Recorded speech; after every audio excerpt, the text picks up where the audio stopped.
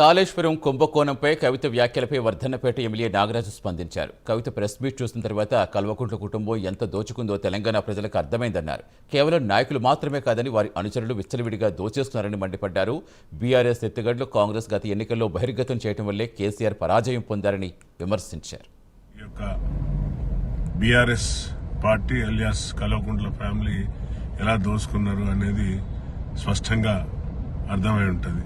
సోదరి కవిత చెప్పకుండానే చెప్పింది అన్ని విషయాలు.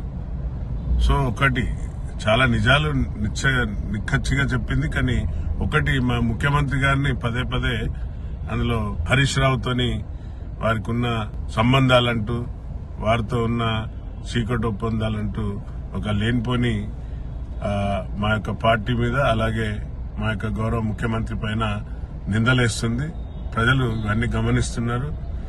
మా ముఖ్యమంత్రి గారు ఏది ఉన్నా కూడా నికార్సుగా నిలువుగా నిలబడి చెప్పే వ్యక్తి.